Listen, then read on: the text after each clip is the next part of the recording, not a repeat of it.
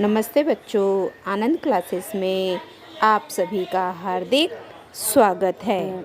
बच्चों, आज की पाठशाला में हम कक्षा 8वीं विषय सामान्य विज्ञान में बच्चों हमारा स्वाध्याय 3 तक हो चुका है। आज हम पाठ 4 का स्वाध्याय करेंगे।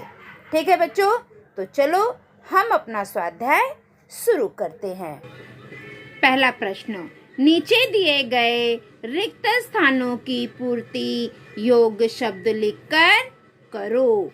तो बच्चों यहाँ पर कुछ उत्तर दिए गए हैं, इसमें से चुनकर हमें सही उत्तर लिखना है। पहला, जलप्रपात का पानी ऊंचे स्तर से नीचे गिरता है, इसका कारण क्या है? गुरुत्वाकर्षण। तो यहाँ पर आप लिखोगे, ठीक है।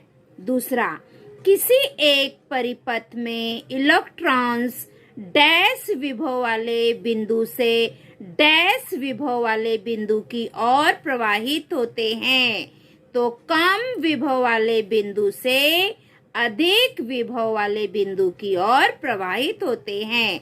पहले जगह में आएगा कम और जो दूसरा जगह रिक्त स्थान है वहां पर आएगा अधिक। पहले कम फिर अधिक। तीसरा, विद्युत सेल का धनाग्र और ऋणाग्र विद्युत स्थिर विभव का अंतर अर्थात उस सेल का विभवांतर है। ठीक है।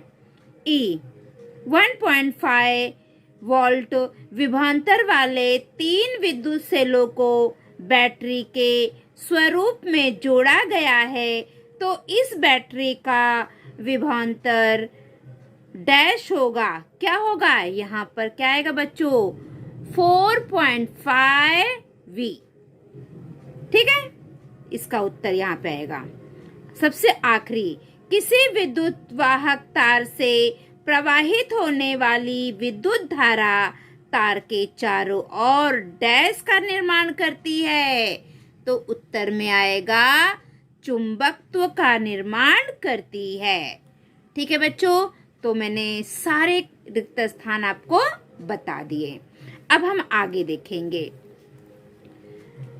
प्रश्न दूसरा, 3 शुष्क विद्युत सेलों को विद्युत सुचालक तार से जोड़कर उनकी बैटरी बनानी है। तार किस प्रकार से जोड़ोगे?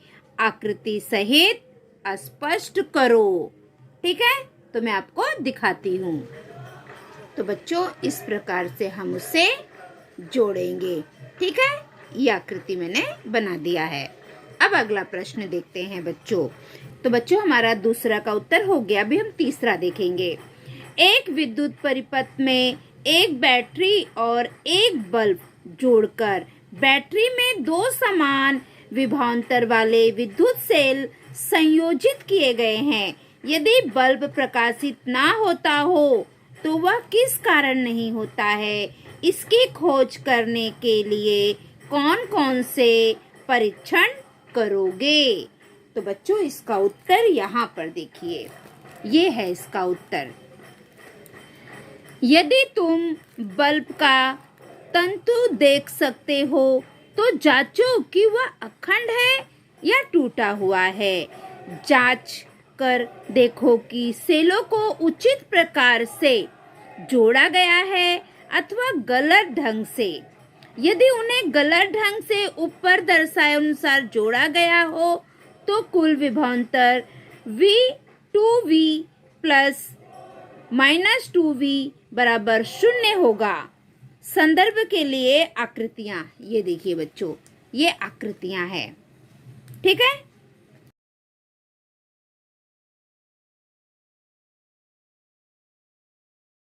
चौथा, प्रत्येक 2V विभवांतर वाले विद्युत सेल नीचे दिए अनुसार बैटरी के स्वरूप में जोड़े गए, तो उस बैटरी का कुल विभवांतर ज्ञात करो। तो बच्चों, इसका उत्तर मैं आपको दिखाती हूँ। ये देखिए बच्चों, इसका उत्तर है धन ऋण धन ऋण धन ऋण। दूसरा, धन ऋण धन ऋण धन ऋण धन ऋण। उत्तर पहला 6V 6 वोल्ट, दूसरा 8 वोल्ट। ध्यान दो, पहले में 3 सेल श्रेणी क्रम से जोड़े गए हैं, इसलिए कुल विभवांतर बराबर 2V धन 2V धन 2V बराबर 6V।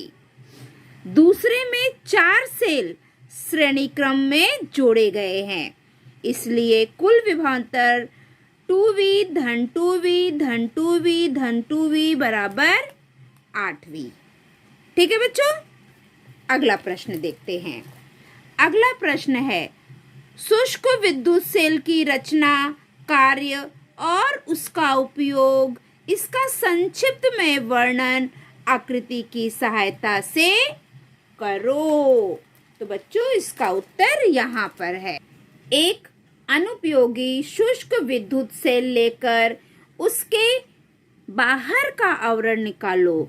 उसके अंदर एक सफेद आवरण दिखाई देगा। यह जस्ते के धातु Zn का आवरण है। यह सेल का ऋण सिरा है। अब यह भी आवरण धीरे से तोड़ दो। जस्ते के आवरण के अंदर एक और आवरण होता है। इन दोनों आवरणों में विद्युत अपघट्य विश्लेषी पदार्थ भरा होता है। विद्युत अपघट्य पदार्थ में धन अवशेषित तथा ऋण अवशेषित आयन होते हैं। उनके द्वारा विद्युत प्रवाहित होती है। यह विद्युत अपघट्य पदार्थ अर्थात ZnCl2 जिंक क्लोराइड और NH4Cl अमोनियम क्लोराइड, इनके गीले मिश्रण की लुगदी होती है। सेल के मध्य भाग में एक ग्रेफाइट की छड़ होती है। यह सेल का धन सिरा होता है। छड़ के चारों ओर MnO2 मैग्नीज डाइऑक्साइड मिश्रण भरा होता है। इन सभी रासायनिक पदार्थों के रासायनिक अभिक्रिया द्वारा दोनों सिरों पर विद्युत आवेश तैयार होता है और परिपथ में से विद्युत धारा प्रवाहित होती है। बच्चों ये चित्र है, ये देखिए। ठीक है, अब इसके आगे देखते हैं। इस विद्युत सेल में गीले मिश्रण की लुगदी का उपयोग करने के कारण रासायनिक अभिक्रिया मंद गति से घटित होती है, इसलिए इससे अधिक विद्युत धारा प्राप्त नहीं कर पाते। द्रव पदार्थ का उपयोग करने वाले विद्युत सेल की तुलना में इनकी संग्रहण काल मर्यादा अधिक होती है। शुष्क विद्युत सेल उपयोग में आसान होते हैं, कारण वे खड़े आड़े तिरछे किसी भी तरह रखे जाते हैं और उसे रेडियो सेट, दीवारों की घड़ी, विद्युत चालक साधनों में आसानी से उपयोग में लाए जाते हैं। विद्युत घंटी की रचना व कार्य का आकृति की सहायता से वर्णन करो। तो बच्चों चलो इसका उत्तर भी हम देखते हैं।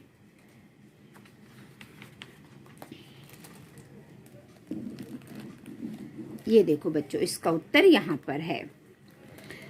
घंटी की रचना तथा विद्युत परिपथ दर्शाया गया है। धातु की कटोरी तथा लोहे की पट्टी, संपर्क स्क्रू, विद्युत चुंबक आदि से विद्युत घंटी बनी होती है। लोहे के टुकड़े पर अनेक बार तांबे की तार लपेटी गई एक कुंडली विद्युत चुंबक के रूप में कार्य करती है। एक लोहे की पट्टी मुंगरी के साथ विद्युत चुंबक के पास जुड़ी होती है। इस पट्टी के संपर्क में स्क्रू होता है। कुंजी की सहायता से परिपथ बंद किया जाता है। ये देखो बच्चों, ये चित्र है। आगे, स्क्रू का पट्टी से संपर्क होने पर परिपथ में से विद्युत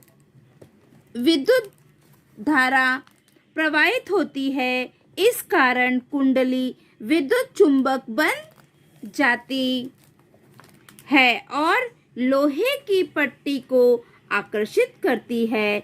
परिणाम स्वरूप घंटी पर मुंगरी का प्रहार होकर ध्वनि का निर्माण होता है, परंतु उसी समय संपर्क स्क्रू का लोहे की पट्टी से संपर्क टूट जाता है और परिपथ की विद्युत धारा खंडित हो जाती है। इस स्थिति में विद्युत चुंबक या चुंबकत्व नष्ट हो जाता है और लोहे की पट्टी पुनः पीछे की ओर आकर संपर्क स्क्रू को चिपक जाती है। फलस्वरूप तुरंत फिर से विद्युत प्रवाह शुरू होता है और उपयुक्त क्रिया पुनः घटित होकर मुंगरी घंटी पर प्रहार करती है। यह क्रिया बार बार होती है और घंटी से ध्वनि उत्पन्न होती है। इस प्रकार विद्युत घंटी का कर्मकरण विद्युत धारा के चुंबकीय प्रभाव पर आधारित होता है। तो बच्चों, यहाँ पर हमारी ये जो पाठशाला है वो यहीं पे समाप्त होती है। अगली पाठशाला में हम कल फिर मिलेंगे एक नए पाठ के साथ। अगर आप मेरे पाठशाला में नए हैं तो मेरे पाठशाला को लाइक करिए, सब्सक्राइब करिए और अपने दोस्तों में ज़्यादा से ज़्यादा शेयर करिए ताकि मेरी पाठशाला का लाभ सभी बच्चे ले सके। ठीक है बच्चों, तो अगली पाठशाला में हम कल फिर मिलेंगे। तब तक के लिए बाय बाय बच्चों।